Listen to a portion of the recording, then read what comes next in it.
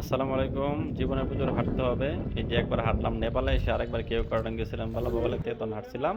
আর একটু হাঁটার পরে ঘোড়া ঠিক করতে গেছিলাম যে কষ্ট লাগে, ঘোরাতে গেলে কয় টাকা হয়, দাম হইন না, ঘুরে চলে আসছি।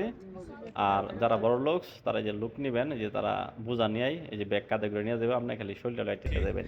হাইটে হাইটে সবাই উঠতেছে এদিক দিয়ে, আর এই যে এদিক দিয়ে উঠতেছে কি খারাপ। আর এই যে আমি জিরাইতেছে গেছে গা ব্রিজে যাইলাম, সাসপেনশন ব্রিজ, ব্রিজ থেকে পরে যেদিক দিয়ে উঠতে হইব, উঠতে গেলেই তো দমটা বেরিয়ে বই উপরে।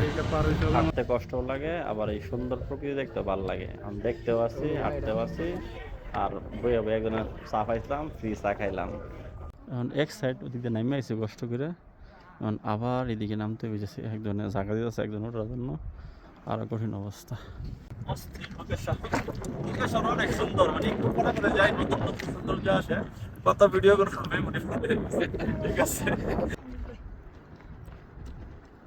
আগাই যখন ঠান্ডা পড়তেছে দুপুর 2টার পরে, তো রোদ পড়ে গেছে, মানে ছায়া মানেই ঠান্ডা, কাঁপায় এলবো, এই জন্য ওই হাত। এখানে হচ্ছে কি প্রচুর ঠান্ডা, তো নাক মুখ ধুয়ে রাখতে হয়, নাহলে আবার দেখা যায় ঝামেলা, এই জন্য নাক মুখ সবসময় ধুয়ে রাখতে হইব।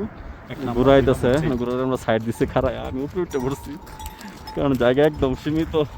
বলে ঘোরা পড়বো, গাদা পড়বো, নাহলে আমরা বাড়াম এদিকটা সেদিক হয়, রিক্সা যাওয়ার দরকার নেই, এই জন্য একদম পুরো আসছে এবার সাইডে দাঁড়াইছি।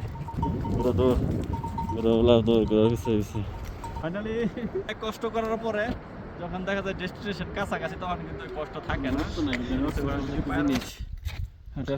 হাটখালি টুক টুক টুক আর পাহাড়ের জীবনটা অনেক কঠিন।